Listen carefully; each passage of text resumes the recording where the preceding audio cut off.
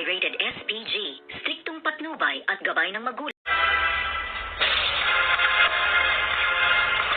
Good morning and welcome sa aking munting channel, at dito nga ay hating gabi na hindi pa nakatulog itong si Marites dahil nga sa kahihintay dito sa kanyang asawang si Rigor.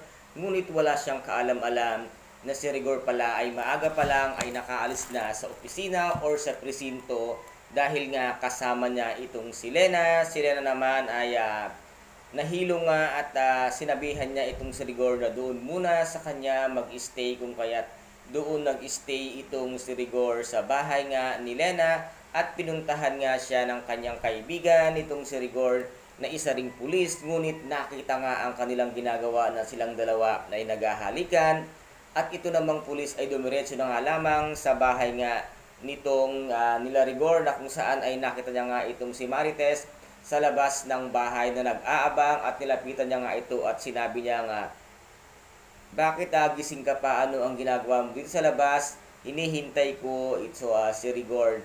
Nasaan na ba si Rigor? Bakit hindi kayo magkasama?"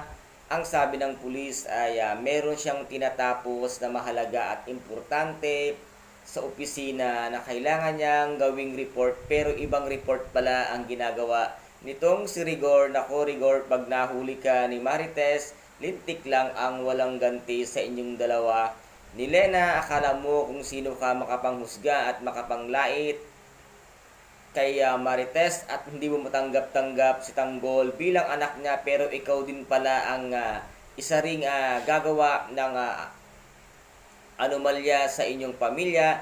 At dito naman ay nakakaawa nga itong si Santino, naghintay pa rin para nga mag-bless or sabihin sa kanyang tatay Rigor na meron na nga siyang trabaho, ngunit hindi siya ganoong pinansin nitong si Rigor. At ang sabi niya nga, mabuti naman, at agad-agad na ngang pumasok ng kwarto itong si Rigor, at nakita niya nga itong si Marites na natutulog na. Siguro ay nakukonsensya siya dahil nakatingin nga siya dito kaya Marites, at ito namang si David ay ngingiti-ngiti habang nakatulog ang kanyang asawang si Camille, dahil nga inilabas niya ang baril na ibinigay ng kanyang lolo Julio sa pagpapanggap niya bilang isang tanggol. Mag-iingat ka lang din David, baka isang araw yung baril na ibinigay sa iyo ni Don Julio ay siya ang kikitil sa iyong buhay. At ito namang si Tanggol ay siya ang sinisisi sa loob ng selda na siya nga ang nagsimula ng gulo.